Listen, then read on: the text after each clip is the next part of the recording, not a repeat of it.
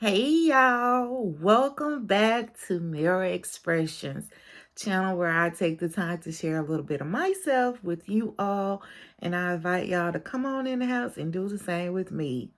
Let's do a little housekeeping. I need y'all to go ahead and hit that thumbs up button and then hit on across to the subscribe button and tap that too if you have not done so already. And then let me know how you're doing. Drop a hey, how you doing? I'm good, whatever.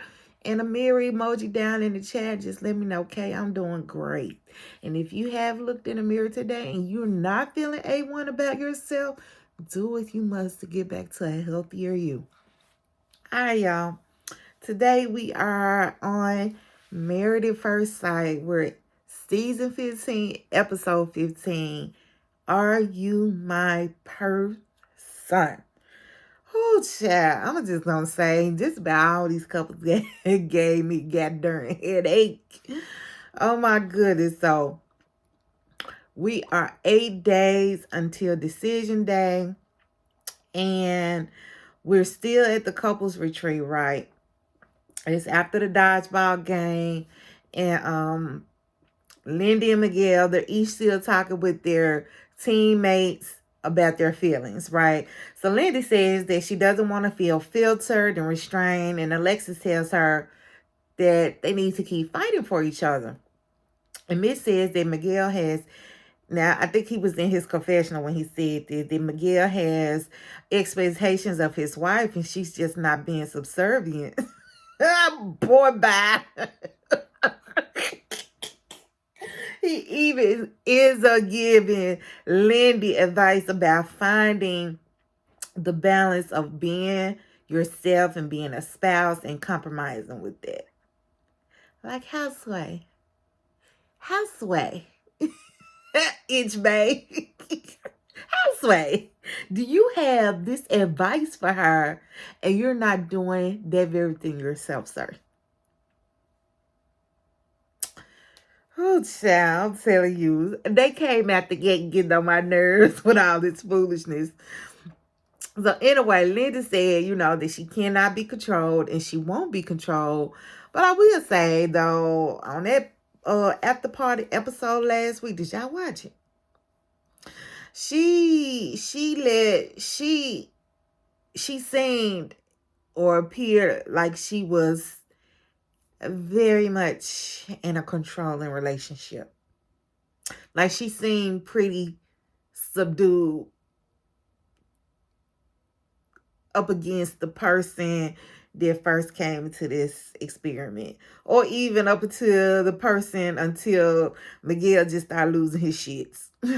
Like she just seemed very much subdued. She just pretty much blamed herself for how Miguel had started to act, even like over that weekend that we saw at the couples retreat. Like, no, honey. Mm-mm. And I felt like she was just feeding us excuses because she wanted to present like this better or more positive narrative to what their marriage is really like. Did she come across that way to y'all? Did y'all watch it?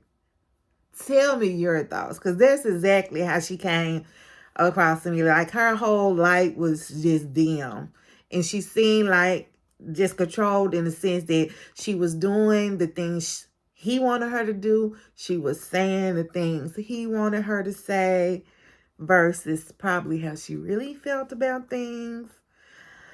I just said in the future when this don't work out, I bet you she gonna have a whole lot to say about Miguel then. I bet we gonna find out a plenty good things he done in that marriage. But anyway, so the couples, they driving home. Miguel and Lindy found. Oh, wait a minute, I'm getting ahead of myself. So they're not home yet, so they're still at the retreat. This is right before they're leaving. And Mindy and why do I keep saying it?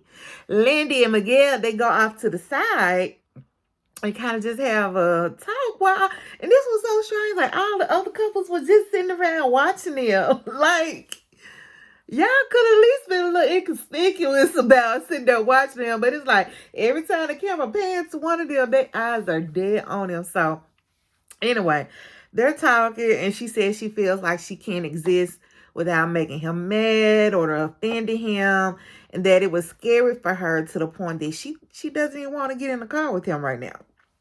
She says like she feels like she has to keep filtering herself so much, and that's a trigger for her. And so y'all know how Miguel responded. The bullshit, I'm telling you, the bullshit started early on. Miguel says that he wasn't really angry like she feels he was. He was just annoyed, and his heart rate was up from the game. And that's why he acted the way he acted. And she's just like, oh, thank you for that. Oh, yeah. The bullshit. They came out the gate with it. And it just continued throughout this whole episode. And it ain't just them. It's just like from everybody, like, oh my goodness. But then his heart rate was up. And that made him, good boy, oh goodness. And she's like, oh, okay, thank you for that. Oh goodness, y'all. Oh my God.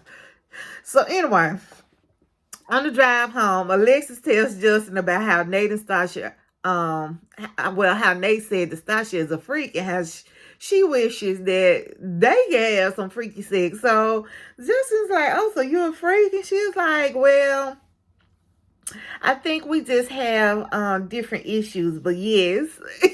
Like, say what it is without saying what it is. Okay.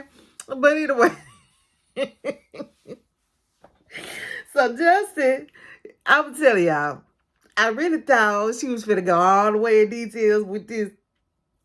So you know my eyes is like this and my ears like this, because I'm just waiting to hear, because y'all know how messy Lex is, and she be just putting him out on Front Street without a care to the world. So I really thought she was gonna divulge everything that happened, but because apparently something did happen, because Justin was just like, there was only one time that something happened, and it won't happen again. That was just there one time.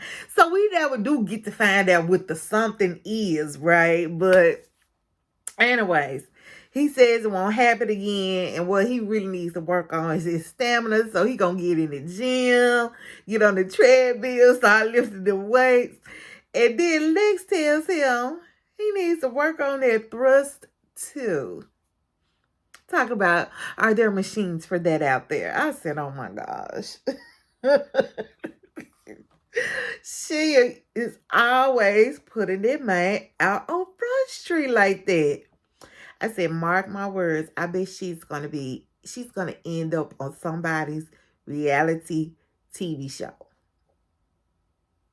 She just seemed like she's one of them people, like that's how she comes across to me. Like she just trying to get discovered or picked up by somebody. Because I don't know if y'all watched the after party, but she come on there. She's always so dramatic. Like one day she came with this scarf all on her head and gloves, and talking about this is how she envisioned being a wife would look like, and like she's just always so flamboyant. And then like how she just kind of cuss low is the best way I can put it, because that's what she doing. And so she doing it with her husband, with and about her husband. She'll be willing to do it with anybody. So yeah, I think she's just trying to market herself, to be honest. But anyway, moving on. Kristen and Mitch, they're unpacking, and she asks about his favorite part of the weekend. What was it? And he tells her that he tells her that it was her. I said, oh, Mitch has really been laying it on thick, y'all. laying it on thick. And I said, I just wonder how long this will last. So anyway, he goes on to say how it was a chance for her to put out the flames that hadn't been put out yet. Notice the key words I said. It was a chance for her to put out the flames. He ain't did nothing. He's just completely absolved himself of any wrongdoing. Oh, child. I'm telling y'all, these folks hurt my nerves.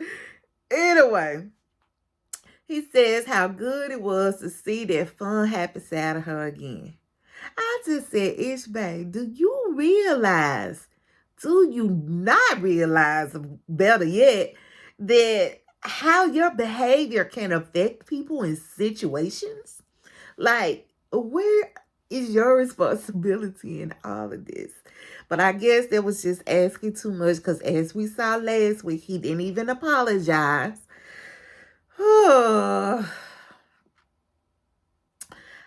I just said, in all of this praising he's doing with her, that, and I use that term lightly because I don't feel it's genuine, but he's just not taking any kind of accountability for anything that they've been having issues with.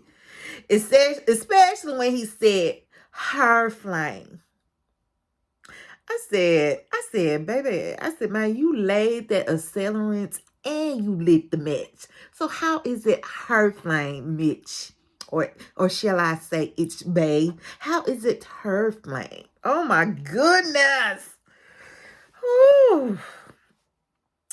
So anyway, let's talk about this conference that he's about to go to, right? And he said he's looking forward to going to see if he's going to miss her or not, because he's been struggling with being married Mitch with elements of the old Mitch and the single Mitch. Kristen said the single Mitch needs to go. And I would say, and does, but no. Keep him right there. The married Mitch needs to go, Kristen. The married Mitch needs to go. Linda and Miguel, they're back home and they're talking to Retreat, and he's questioning if she's the right person for him. So he says he loves her, but that is terrifying.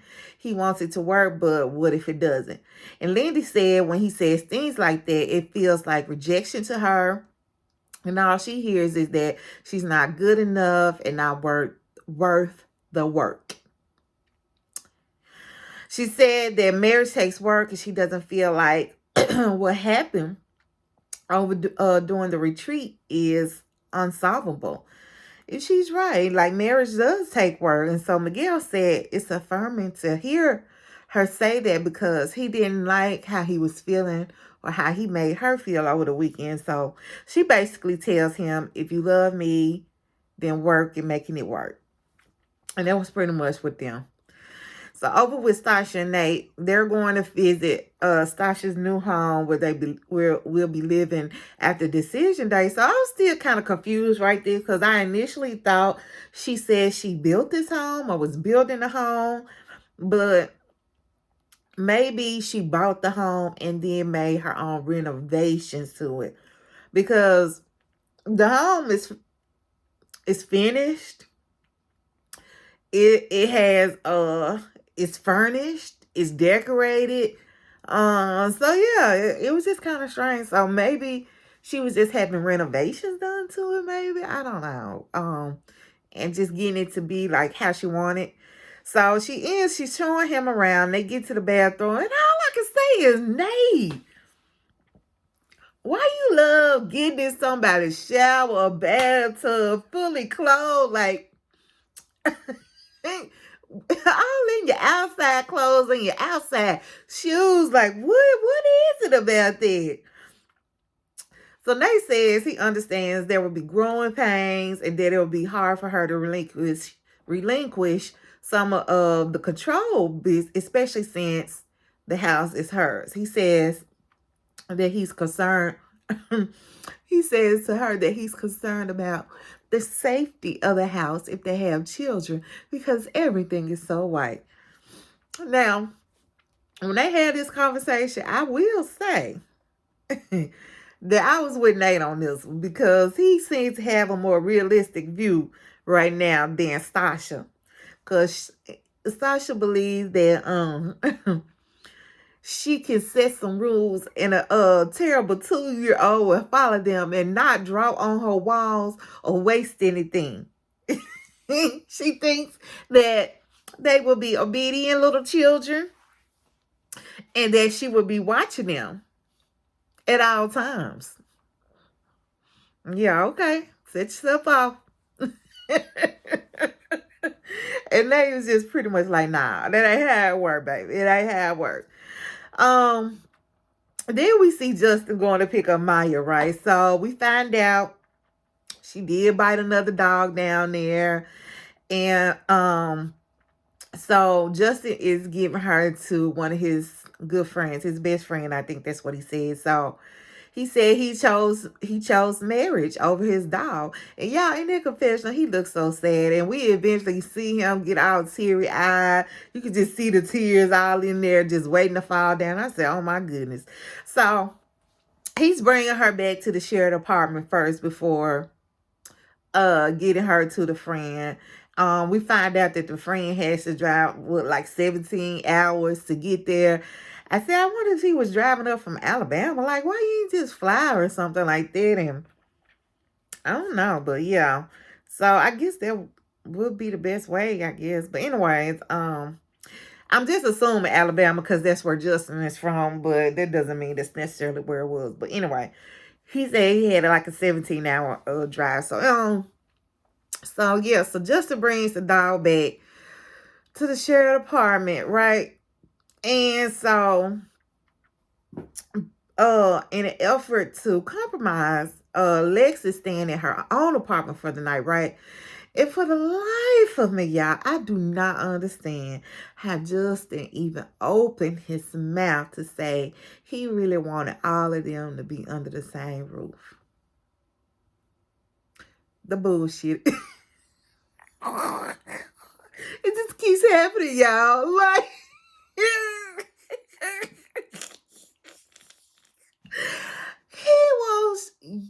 he wants Lex to stay in the same house with Maya. Now, granted, I think Lex was a little I think she was exaggerating when she said that she herself was afraid of Maya. But I do get that she would be fearful about what Maya would do to what's up, Newton. Now I definitely understand that. So why would you even suggest having them two dogs under the same roof, and then knowing your dog already was aggressive with another dog while at the training school? Talking about where he'll keep her in the kennel. Oh, Justin, ain't no way. Ain't no way, Justin. Ain't no way. So I really think he was hoping that they would all get under the same roof. Alexa was gonna agree to stay with him, and then she would end up saying that it was doable for all of them to be under the same roof together. I really think that's what he was hoping for. I feel like he was probably grasping at straws when he asked her, can they all stay under the same roof? Oh, no, sir. There will not be another opportunity for an incident to happen, kennel or no kennel. Oh, child. So Stasha and Nate, they go shopping at like this home improvement store for things for the home. And obviously they have two different styles, type of styles or visions for the home going on, right? So Nate said he feels it's important for his personality to show up in some of the places as well in their home.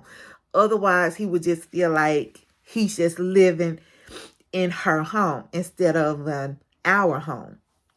So Stasha said design is her thing, and that but yeah, she's willing to get his input. Y'all, this man turns around and says to her, well, he would give her 50% input. She's like, she's like, what? The bullshit, y'all. The bullshit.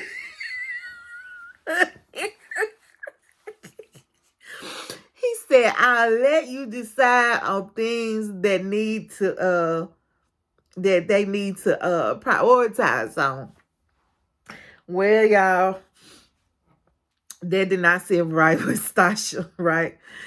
And I think it was more so how he said it versus what he was trying to say. Cause, honey, I too would have been looking like you ain't finna give me nothing on something I made happen for myself. Talk about I give you 50%.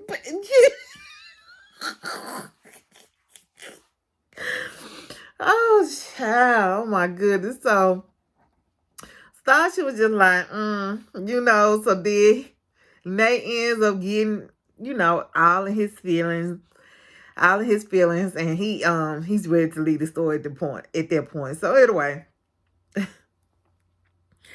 y'all, this next thing, I said, oh, Lifetime wants to be so dramatic. Like, they are really milking this whole Maya situation. And trust that I'm not taking away how hard that situation is, because I get it. I've always been not just a dog lover, but like I just love animals, period.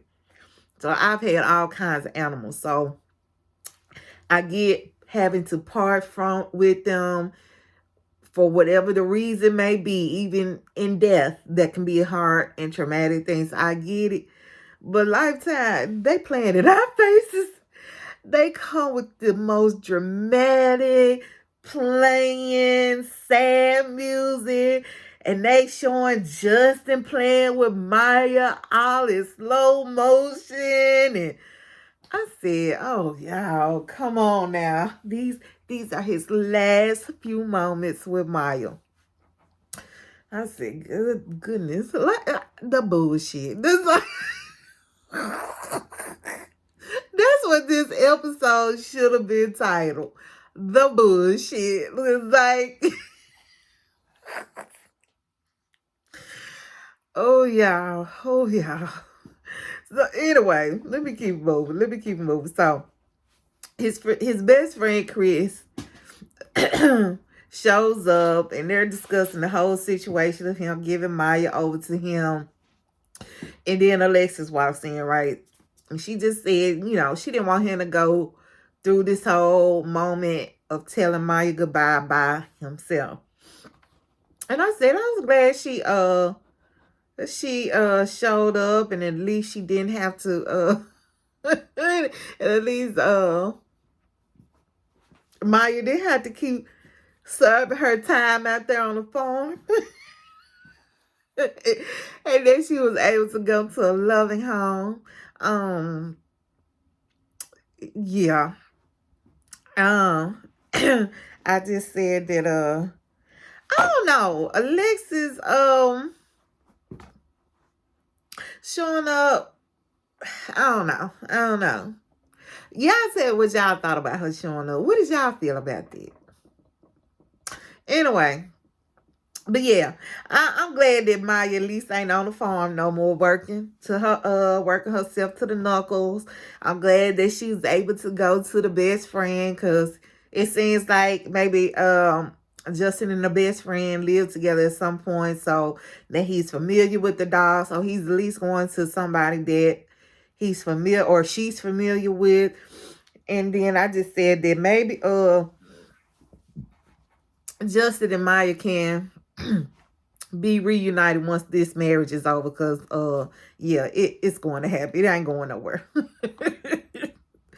So Lex asks him how he's feeling about it, and he says, he's sad, but that he hopes it shows her that he's in the marriage.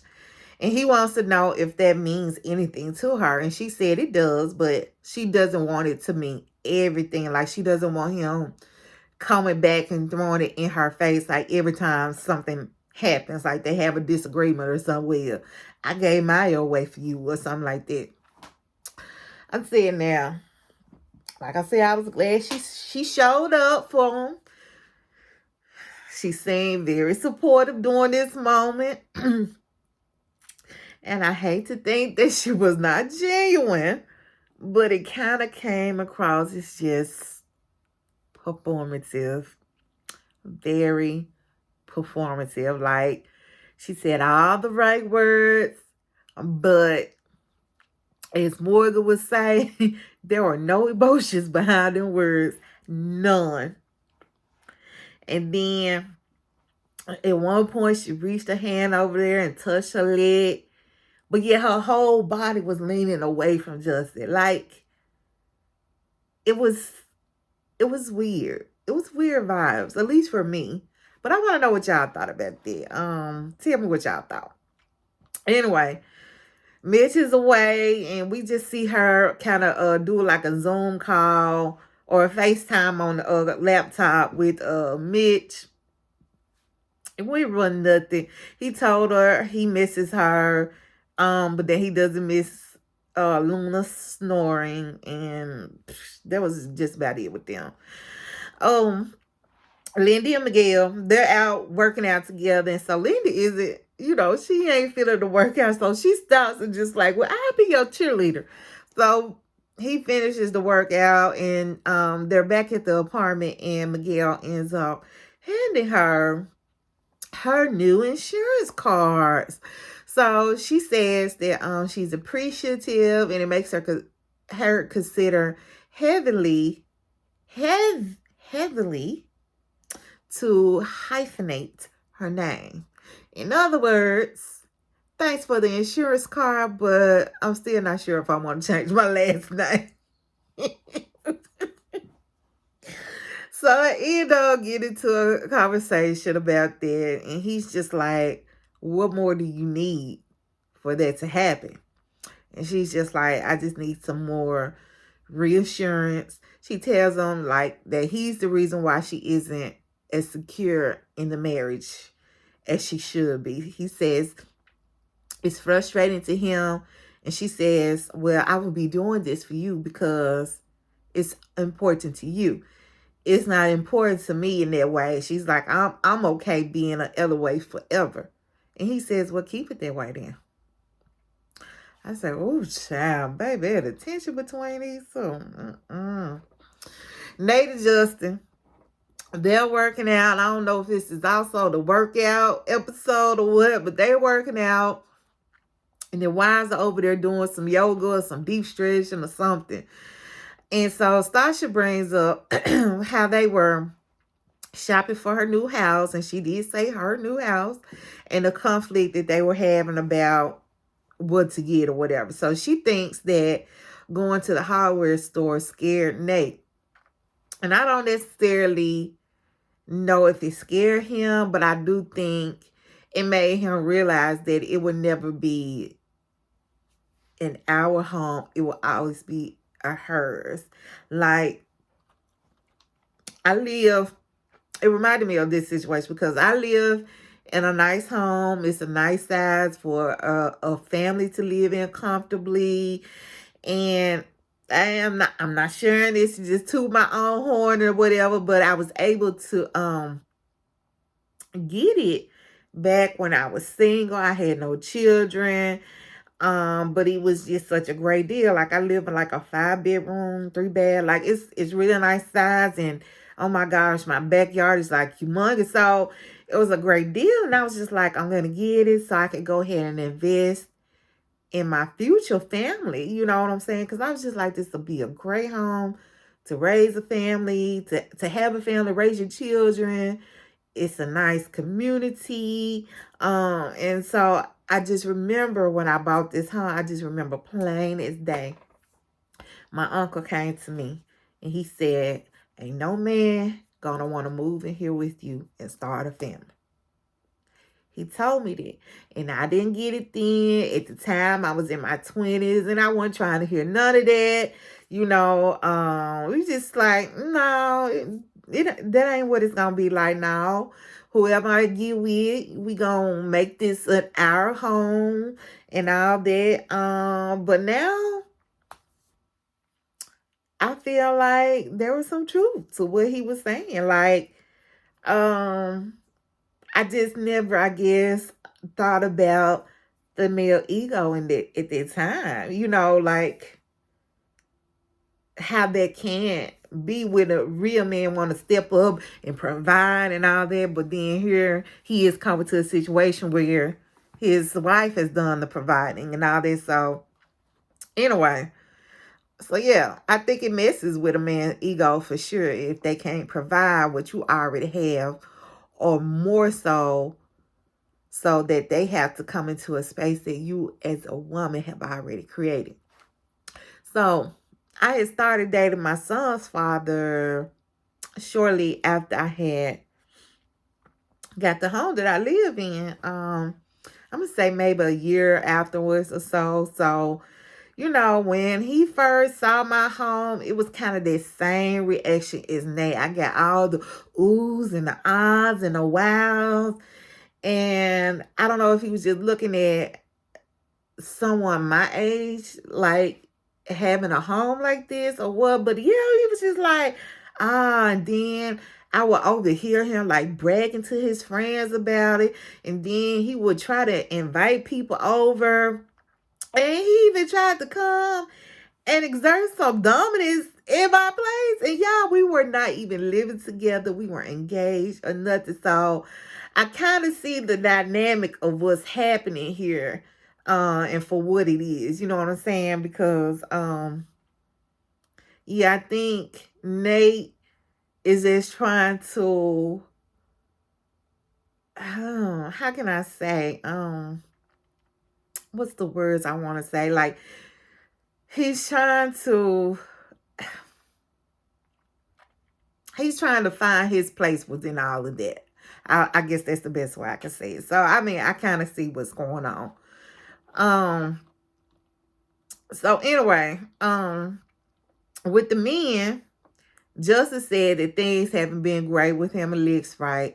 He said he needed to hear her say that she will give a yes on decision day, and she couldn't get it to him. She only said that she told him she would be patient. So, of course, he's thinking about how he gave his dog away for something that's not a sure thing. Over on the other side, Lex is telling Stasha about the situation, the same situation. He sent this text while she was at work about what her answer would be on decision day. And her story, the way she sees is that it all boiled down to his decision being dependent upon hers. So y'all already know Nate is not the biggest fan of Lex, right? And truth be told, I really don't think he's a fan of Justin either. Because, baby, some of the things he have said on those after parties, I just be like, But anyway, he has a confessional where he calls Alexis a liar. She's immature, and she's just leading Justin on. And I was like, And he really hit the nail on the head when he said she could be direct and upfront about all things other than Justin. I said, oh, you better speak, Nate, you better speak. So Lex says that Justin's made a change. He's been making changes since the beginning, but sometimes he reverts back to his old habits. And that she's scared of those moments when the old Justin comes out. And then she brings up, well, what if I have children and he has those moments, these outbursts? She says that's what's keeping her from being 100% yes on decision day. Lex was gonna find any reason to say no. Whatever reason she could latch on to and that sounded good enough for her to get away with, she was gonna go with it. You were not saying yes, Lex. And well, I ain't gonna say you were, because we ain't got to decision day yet, but you are not gonna say yes, Lex. You are not, and you never had any intentions on saying yes.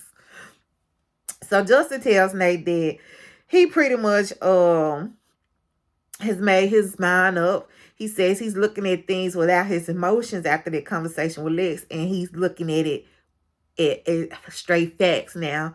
And so he's seeing things differently. He says he's leaning more towards a no than a yes. And he gave or like a 90% to 10% gauge on all of that, 90% being a no.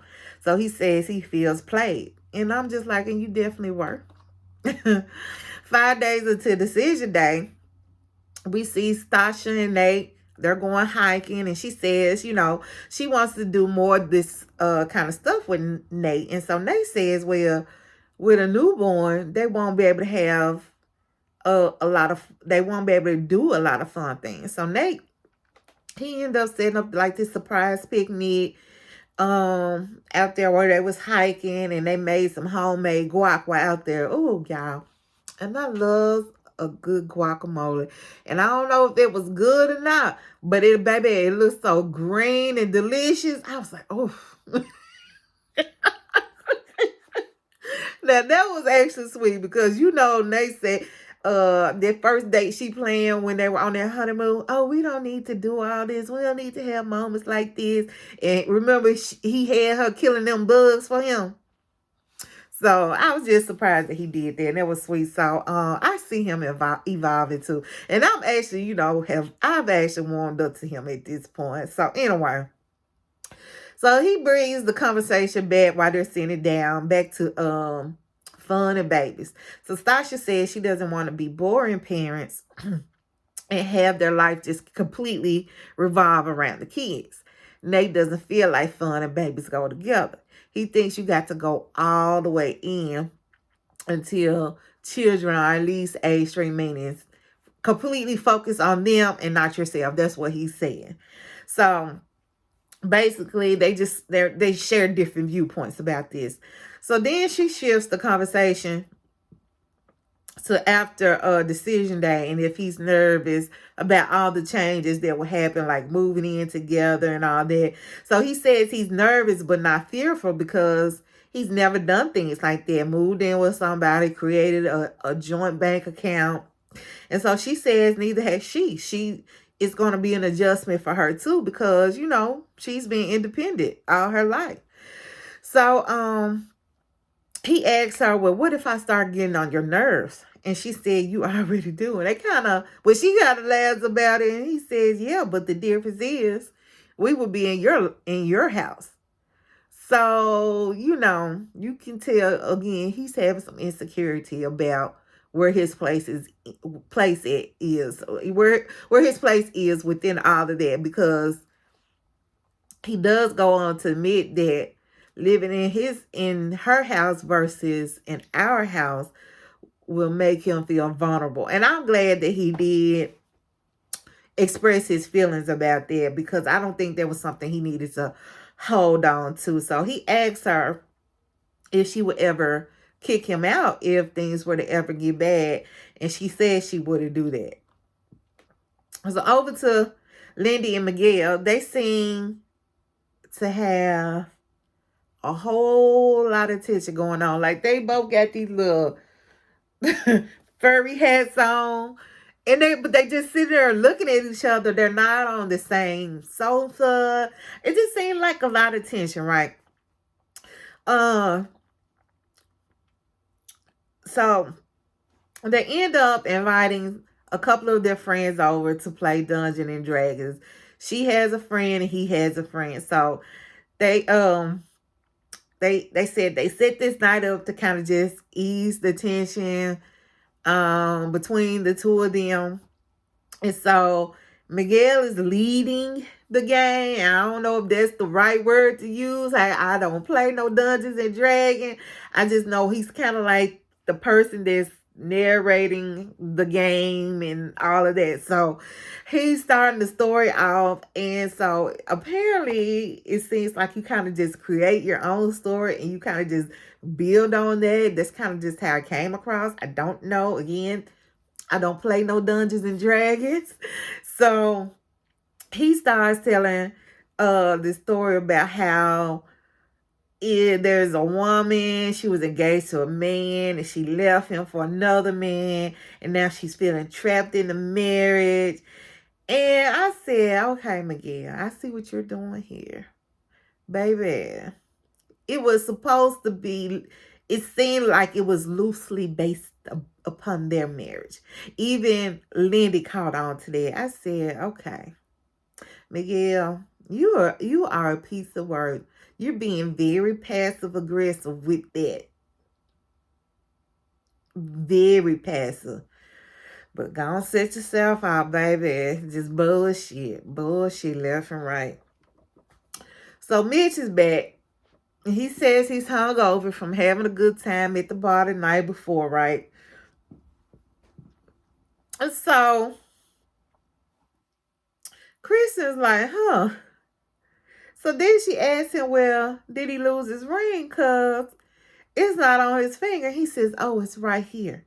And as he's slipping it on, he makes the statement, oh, I'm married again. I am just convinced that Itch Bay will forever keep his foot in his mouth. She asks, so were you not married while you were on this trip? And he said only for his close friends. But to everybody else, he wasn't ready to be married in front of them. So she asks, were there cute girls on this trip? And he's just like, oh, so you're the jealous type. And baby, Kristen was that a jealous type of question? Like, just answer it. So he is saying, no, they're all ugly now because now that he has her, there's nobody that could compare to her. I'm like, oh, Mitch, oh, stop. So anyway, he did goes on to say that, but all the beach girls are cute. So Kristen, I said, trust, ain't nobody checking for Itch Bay. And when I say nobody, I mean nobody. Rest assured, he's all yours, boo. So anyway, Kristen is happy to hear that he didn't wear his ring and that he was living it up with the beach bays, but she doesn't want to show that to him, and she kind of wants to just try to move forward. So they end up taking the dog surfing. Yeah, I did not really know that was a thing. Like, they had like him in a little suit and everything. Yeah, I guess. First time I've seen that. But yeah. So anyway, Kristen ended up saying that surfing reminds her of their marriage. Like, sometimes they get wave after wave after wave of challenges, but once they get beyond the break, there's a moment of peace. And so Mitch in his confessional says that he enjoyed being old Mitch while he was out of town, but then he also missed his life with Kristen. So I was just like, man, you cannot be out here living a double life, Mitch. Or Itch Bay, shall I say. I'm side-eyeing you, Itch Bay. I'm side-eyeing you. All right, y'all. It's after the game, the Dungeons and Dragons. And so Lindy, she's having like a one-on-one with her friend.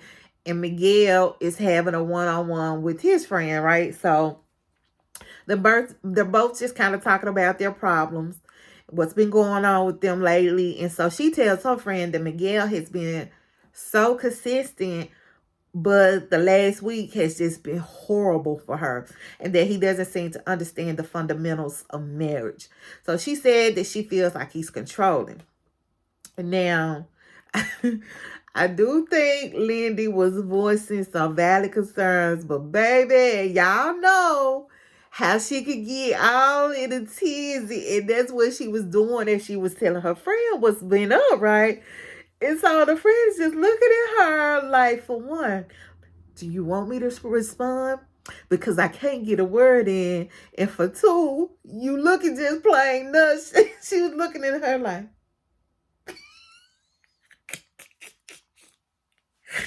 So Lindy ends up saying that she feels like Miguel will leave her if she expresses all of this to him like she's doing with the friend. So her friend says that maybe it's just stress. That's the reason he's acting like that. But that she needs to express how she really feels to him. And that if he leaves, he wasn't her person anyway. And I agree. I agree. Um, Miguel, like I said, he's also talking to his friend. He tells her, that they've been having miscommunication issues. And while Lindy doesn't see them as big, he does. He says, he feels bad for voicing his concerns about if this is going to work or not. But he says he wants it to work. But right now, it's just not working for him. So we peek in on Stasha and Nate from their apartment cam, right? They just walking in the house and they're discussing these babies and fun again. So I really think this struck a nerve for him. I got that feeling when they was on the hike just because of the dynamic between his mom and him. And so true to that, Stasha kind of picks up on that too because he's still stuck on how can you be a parent and have fun. And so he says he wants her to paint this picture for him. And so Stasha says she can definitely tell that these conversations are triggering for him because of this, like I said, the situation with his mom. Because when he speaks of fun, he's talking about things like clubbing and drinking, and while Stasha is just talking about doing things like the hiking. You know what I'm saying? So and Stasha was just like, his type of fun, like I don't even engage in those type of things, so I don't do it now. So why would I do it when I have a baby and abandon my child? You know what I'm saying? So then we hear him saying, well, how his mom and his dad had this big age gap of 13 years. She was like 23 when she had him. And she says so she wasn't ready to be a mom. And so she was just like, boo, I'm 37. Basically, she was saying, so don't compare me. Don't do me, boo boo. I'm not your 23-year-old mom that had you. So Justin and Alexis, Mitch, and Kristen, right? They all meet up for just a little fun time, and I guess to just kind of discuss their relationship. Kristen was just saying how Justin and Alexis are their favorite couple to hang out with. So they're playing games, having drinks, and so as they're sitting down talking, of course, decision day comes up. And so Kristen uses that to bring up the conference that Ishbay just came back from, right? So he said he did think about Kristen while he was gone, but that he was just busy nonstop. And it came up how he didn't wear his ring. So that was what Kristen wanted to be put out on the table. That's the whole reason for her bringing it up, because she wanted to hear what Justin and Alexis had to say about him not wearing his ring, right? So Lex told him that he could have wore it without having to explain himself, but just wore it as a symbol that he was off the market or whatever. So Kristen ended up admitting that it did bother her. Mitch, oh my goodness. He makes this joke about how there was just him and 100 beautiful naked ladies.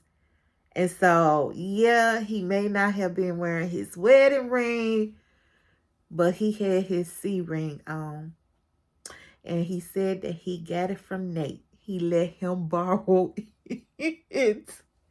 Y'all, they took me out. The last part where he said he got it from Nate and he let me borrow it. Y'all know they be having their community swings. They have community tours just galore. Oh, everybody did kind of laugh at that. Everybody did. Bitch be having his little funny moments sometimes, but I just be like, oh, sometimes, Mitch, it ain't the appropriate time for you to insert all that, honey.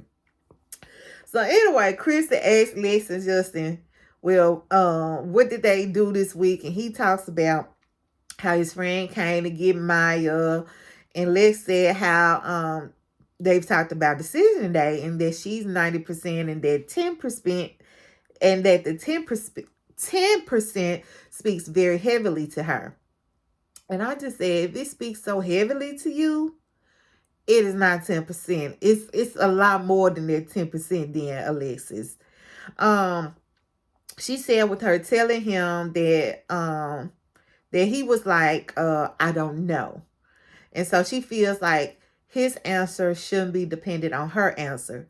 That just because she's undecided, he shouldn't be undecided either. Girl, bye. The bullshit.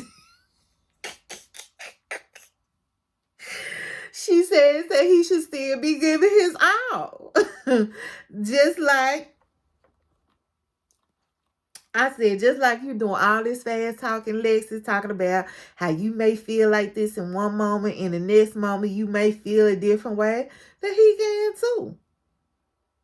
So Mitch ends up asking Justin, is 90% good enough? And he says no.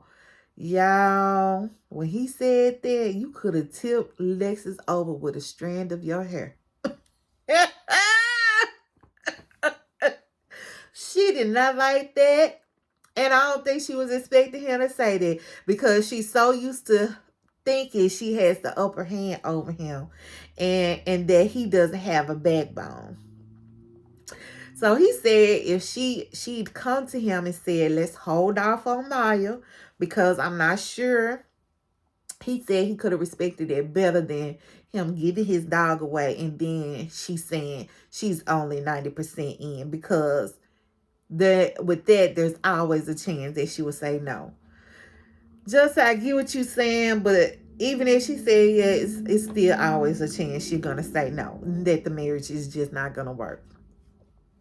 Y'all, so you know Lex, she gonna try to flip some shit up around, upside down, inside out, right side front. Y'all know how she gonna do. So she says to him, so you want me to be 100% because you gave your dog away, and not 100% because I love you? He said no. That was the sacrifice he made for the marriage, but he just needed the affirmation of a yes, and she couldn't give that to him. And I was just like, at this point, I was just like, Justin, did you just learn this word affirmation? Because at this point, he done said it about 4, 5, 6, 7 times regarding this whole situation. I just needed the affirmation. So we find out though that on the retreat that Kristen had said that sometimes you just need an affirmation, right? So Lex ends up apologizing to Justin, and she says, well, I could have told you yes, but it would have been followed by a but. And then she says, so is that really a yes? Girl, is that really an apology, first of all? The bullshit. Oh, she is so full of it. She is so full of it. So Kristen did tell Mitch that she needs a declaration or affirmation from him as well. And Justin was like, well, he can tell you exactly what you want to hear without meaning it. And she was like, no, he can't say something he doesn't mean. I said, whatever, child, because I've been hearing him speak things he doesn't mean since Poolgate. All this, oh, you're the most beautiful girl. I haven't looked at another girl. I only have all that is bullshit. Because if he meant that, he would have been saying shit like that all along. But anyway, back over with Miguel and Lindy, and their friends are leaving, and so we're watching them on the apartment cam, right? And so we see Miguel get on to Lindy about how he feels she was talking trash about him to her friend. Talking about she was venting to, he said that she should be venting to him. I said, Miguel is full of crap. He is controlling. Like he is really trying to control her, and I feel like isolate her from her friends. The mark of a narcissist. He just sat there and unloaded with his friend. Now, why can't she do the same with hers? And then he even contradicted himself in his confessional. He said, you know, it could be cathartic and healthy to talk with your friend. And then in the next breath talking about if she has something to say, she shouldn't go to her friend event. She needs to come to me. The bullshit, y'all. So, even in his confessional, again, he admitted he doesn't even know what was said. So, how you just gonna assume that she was talking trash about you? I said, because your ass guilty, because you know you ain't shit. You know you ain't shit, and so you just think she was talking shit because you ain't shit. And so then he begins to try to pull her strings and set her off because, of course, he knows exactly the type of things that will set her off. So he starts talking about, he can't be in a two-faced relationship. He don't know if he can do this, and he just can't. He just can't. So, of course, probably all she hearing is, oh, he's going to lose me. Because, she's just operating from a place of fear losing him. And I said, oh, child, now she over there balled up like a baby crying. A whole bunch of bullshit. Like I said, this whole episode should have been called bullshit. And let that be there. Because that's all I saw throughout the whole doggone episode. Anyways, y'all, that was the end. That was the end. Nothing else to it. A bunch of crap. So, that's all I got. I want to hear your thoughts. What do y'all think? What did y'all think about the episode? What stood out for y'all? Did y'all get BS from all of this? I just want to know if I'm out there on that limb by myself. Anyway, I'm gone. Peace out. I'm going to pray for y'all. Y'all, please continue to pray for me. What? All right, y'all. Bye.